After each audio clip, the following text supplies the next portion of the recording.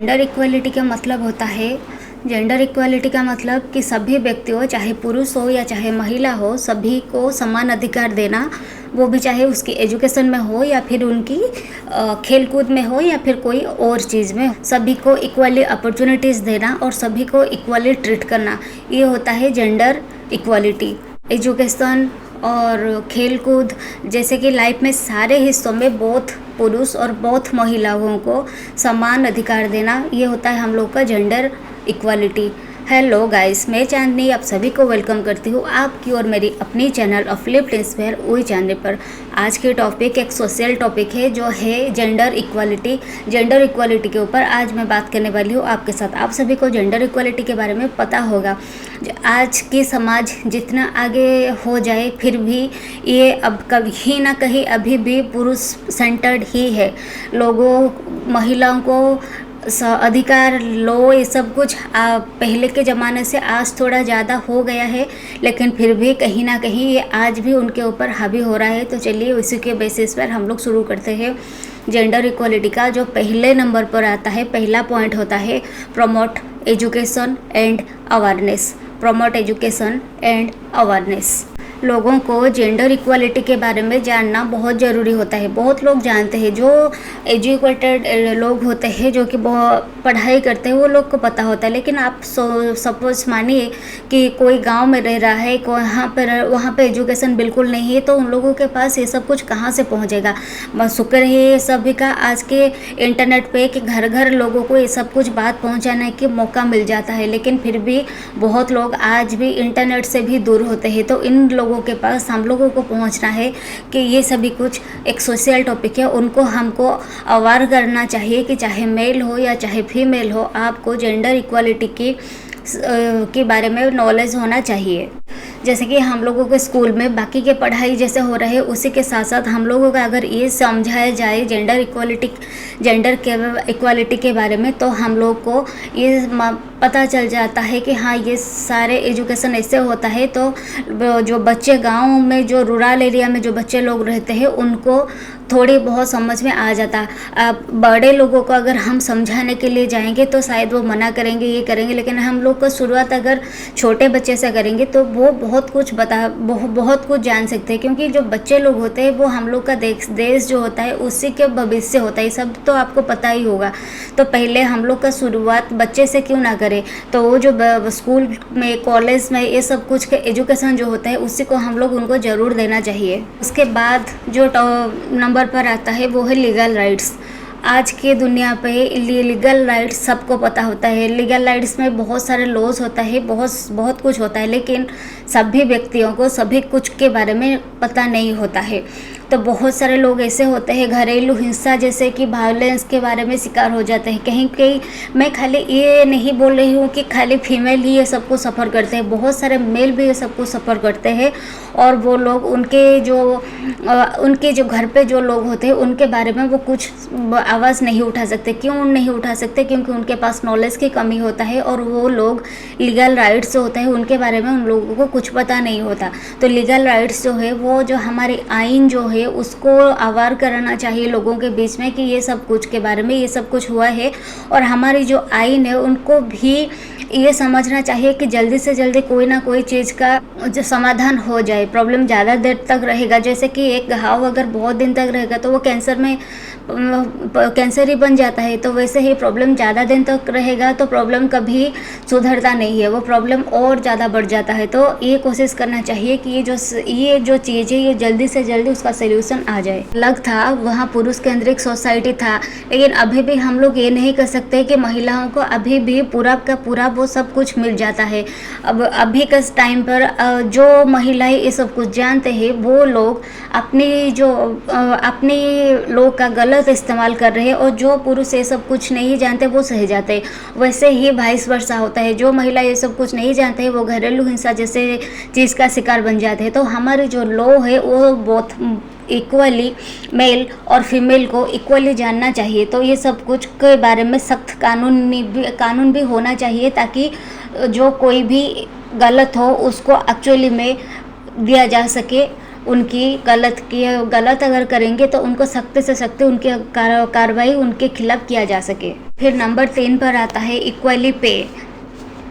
Equally पे में आता है। अभी भी आप देखिए, मैं बस एग्जाम्पल के लिए ये बोल रही हूँ कि बॉलीवुड में आप देखिए जो एक्टर हम लोगों का होता है, उन लोगों का सैलरी हमारी जो एक्ट्रेस होते हैं उनसे कई गुना ज़्यादा होता है।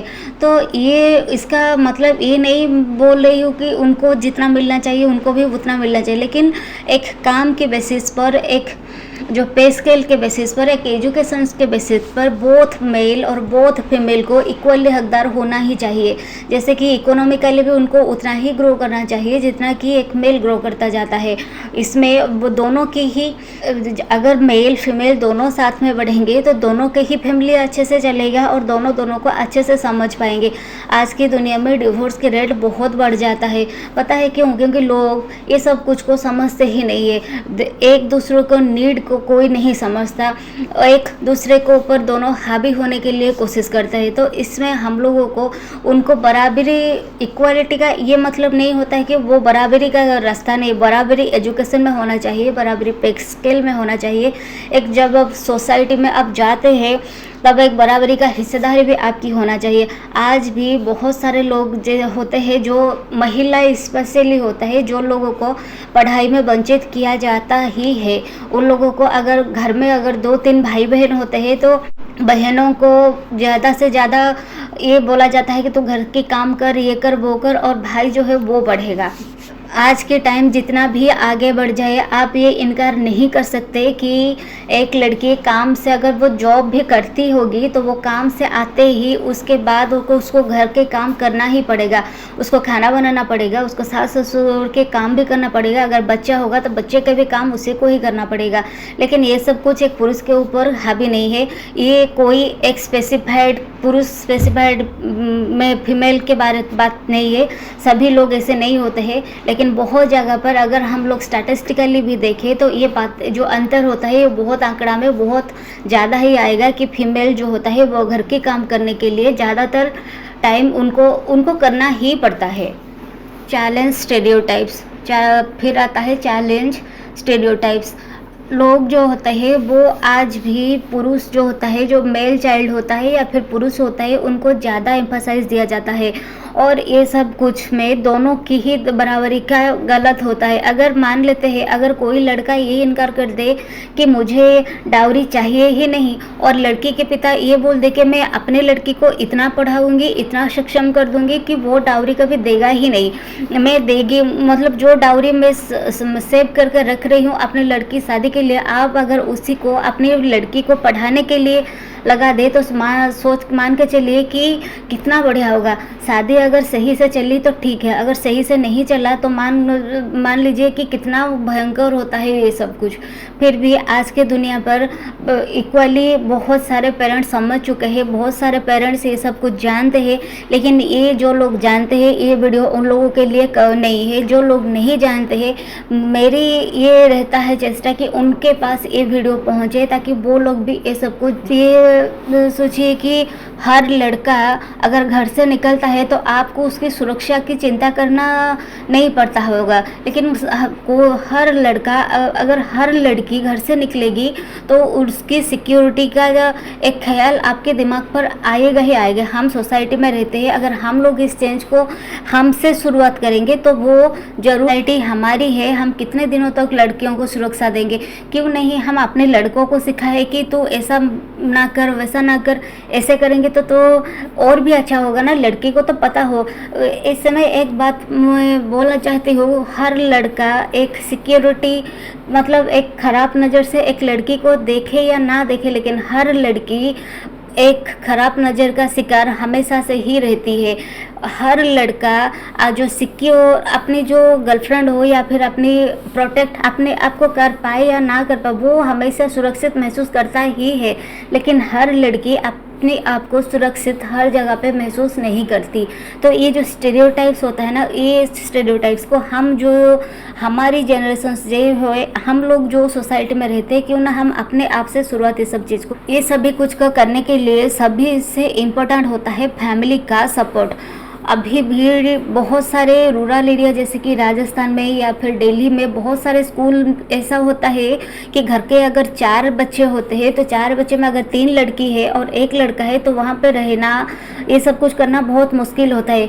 ये बात कभी भी सभी के लिए लागू नहीं होता है, लेकिन फिर भी ये होता ही है। आप चाहे मानिए या फिर चाहे ना मानिए, ये सब कुछ होता ही है। 3 लड़कियों को गवर्नमेंट स्कूल में भेजा जाता है ताकि उनकी पढ़ाई की जो खर्चा होता है वो कम हो सके, और उसी की जो बचत की मनी जो होता है उसी से एक लड़के को पढ़ाया जा सके ताकि वो उनकी बुढ़ापे में साथ दे। तो ये एक तरह के पेरेंट्स लोगों की तो इन्वेस्टमेंट होता ही होता है।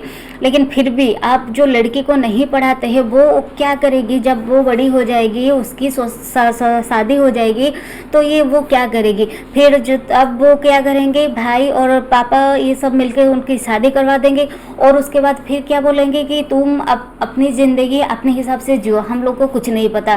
पहले अगर आप ये सभी कुछ को अपनी जो रिस्पॉन्सिबिलिटी होता है वो आप तो उसको लिए ही नहीं, पूरा उसको किए ही नहीं, और फिर जब उसकी बारी आई तो आप बोलते हैं कि उसमें आप एडजस्ट कर लो। वो कैसे कर पाएगी ये सब कुछ? आपकी ही तो बेटी है ना, वो कैसे ये सब कुछ कर पाएगी? सब माता पिता, सब भाई, सब बहन ऐसे नहीं होते हैं, लेकिन बहुत लोग ऐसे ही होते हैं। अगर आप लोग ये नहीं करते हैं तो नीचे कमेंट्स में ये बताइए कि आपकी फैमिली एक अच्छी फैमिली है, और आप ये वीडियो शेयर कीजिए ताकि और लोग देखें और उनको भी पता चले ये सब कुछ के बारे में। घर के कामों में आज भी जो माँ होते हैं वो लड़कों को सिखाते नहीं है कि वो क्या करेगा सीखे, उसके तो शादी हो जाएगी, उसकी जब वाइफ आएगी तो वो ये सब कुछ काम करेगी। तो ये जो मेंटलिटी होता है, क्यों हम लोग ये सब कुछ को चेंज नहीं करेंगे? अगर एक लड़की खाना बनाती है तो क्यों ना एक लड़का भी खाना बनाए। बात ये नहीं है कि काम की भागीदारी का या फिर जेंडर इक्वलिटी का, बात ये है कि हम लोग एक ह्यूमन है और हम लोग अपने आप के लिए ये सब कुछ सीखना बहुत ज़रूरी है कि हमारी एक पेट है, उसको भरने के लिए हम क्यों दूसरे के ऊपर डिपेंड रहे। वो चाहे मेल हो चाहे फीमेल हो, सभी क्यों ना अपना काम खुद करे। बात इसी की है। बात ये जेंडर इक्वालिटी की तो है ही, लेकिन आप ये भी सोचिए कि मैं अगर एक ह्यूमन हूँ, पता नहीं आगे क्या होगा क्या नहीं होगा, तो एक खाना जो एक बहुत छोटी चीज़ है उसके लिए मैं दूसरे के ऊपर क्यों डिपेंड रहूँ? उसका पूरा भविष्य इससे खाना बनाने के लिए क्यों नष्ट कर दूँ? वो सबसे इम्पोर्टेंट होता है हेल्थ। इस सभी कुछ को पूरा करने के लिए एक लड़की हो या फिर एक लड़का हो, उसका हेल्थ ठीक रहना बहुत ज़रूरी होता है, क्योंकि हेल्थ इज वेल्थ। अगर हम लोगों का हेल्थ सही नहीं रहेगा तो हम लोग वेल्थ भी नहीं बढ़ा पाएंगे, हम पढ़ भी नहीं पाएंगे, हमारे एजुकेशन भी ठीक नहीं होगा, कुछ ठीक नहीं होगा। लड़के चाहे लड़कियां हो, दोनों की इक्वली हेल्थ की बराबरी करना चाहिए लोगों की। दोनों को ही एक हेल्थ के बारे में लोग कॉन्शियस करना चाहिए कि ये हेल्दी फूड है। बहुत माँ ऐसे भी देखे हैं मैंने कि अपने जो बेटे होते हैं वो बोलते हैं कि तुम और थोड़ा खा लो, तुम और थोड़ा खा लो, और जब वहीं पर लड़की बैठी होगी तो हाँ तो इतना में ही चला ले। ऐसा आप मत कीजिए। वो एक ह्यूमन है और उनके माइंड पर कितना गहरा असर पड़ जाता है, वो छोटी छोटी बात आपको कभी पता नहीं होता है। तो आप ये सब कुछ मत कीजिए, और एक दोनों को न्यूट्रिशियस फूड दीजिए। दोनों को इक्वली हेल्थ का, जिम का सेक्टर हो गया, फिर एक्सरसाइज हो गया, फिर योगा हो गया।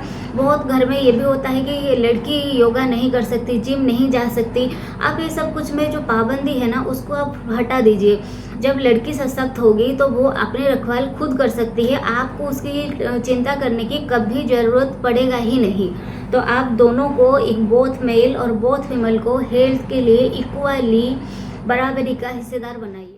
सबसे पहले ये कहना चाहती हूँ कि ये जो सोसाइटी है ये हम लोगों का कई सालों से ऐसे ही चलते आ रहे हैं, और ये जो मोरल्स है और ये जो वैल्यू सिस्टम है ये कभी हम लोगों की अपनी खुद की नहीं है। ये कितने सालों से, कितने हम लोगों के पापा, उनके पापा की सालों से ये चलते हुए आ रहे हैं। तो ये जो चीज़ है ये कभी हमारी ओन नहीं है। अगर हम लोग चाहे अपने माइंड को रिसेट करने के लिए तो ये सब कुछ को हम चेंज कर सकते हैं। लड़कियों को तो पता होता ही है कि मेरे साथ ये चीज़ होएगा, लेकिन अगर आप ये एक सोच है कि आप अगर सोचेंगे कि सोसाइटी में एक लड़के को अगर आप सिखाएंगे कि लड़की को कैसे, लड़कियों के लिए बहुत लड़की ऐसे भी होते हैं कि उनके लिए कार की डोर खोलो, अगर वो रेस्टोरेंट जा रहे हैं तो चेयर खींचो वो बैठेंगे, अगर कहीं जा रहे हैं तो उनको ट्रेन में लगेज जो होता है किसी को बोलते हैं कि उसको थोड़ा उठा दो। तो लड़कियों जो लोग होते हैं वो लोग, आप अपने लगेज क्यों नहीं उठा, आप इतना सामान लेके जाइए जितना सामान आप उठा सकते हो। अगर आप उठा नहीं सकते तो आप उसको लेके भी मत जाइए। आपकी भी ये जिम्मेदारी होती है, आप दूसरों के ऊपर डिपेंड होते हैं तभी आपका जो लोग आपको शोषण करते हैं। तो इसीलिए आप ज़्यादा से ज़्यादा काम अपने आप कीजिए। और लड़के लोग जो होते हैं वो अपनी बहन को, अपनी अगर कोई आप छोटी बहन है या फिर अपनी बच्ची है तो उसको सिखाइए कि कैसे जो सोसाइटी में हम लोग उनको बराबरी का हिस्सेदार बना सकते हैं। क्योंकि सोसाइटी में ये जो आज भी ये सब कुछ मैन सेंटर्ड है हमारी सोसाइटी, हम चाहे माने चाहे ना माने ये मैन सेंटर्ड है। जितना लो आ जाए, जितना कुछ हो जाए, फिर भी ये आज भी लोग कुछ बोल नहीं पाते हैं कि ये समाज क्या कहेगा, लोग क्या कहेगी, ये सब कुछ में बहुत लोग ये सब कुछ बोल नहीं पाते।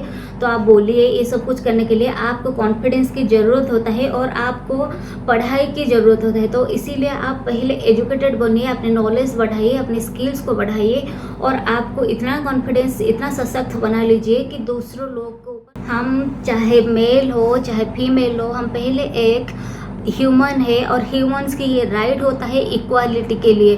तो ये जो जेंडर इक्वालिटी के ऊपर आज के मेरे ये वाला वीडियो था, आपको ये वीडियो कैसा लगा आप नीचे कमेंट्स पे ज़रूर बताइए। और कौन से टॉपिक्स पर वीडियो बनाऊं तो आपको अच्छा लगेगा ये भी बताइए। और इस वीडियो में आपको कौन सी पार्ट सबसे अच्छा लगा ये भी आप नीचे कमेंट्स पे ज़रूर बताइए। तो इसी के साथ मैं इस वीडियो को अभी वाइंड अप करती हूँ। मिलती हूँ अगली वीडियो में, तब तक के लिए बाय बाय गाइस। होंगे ही नहीं।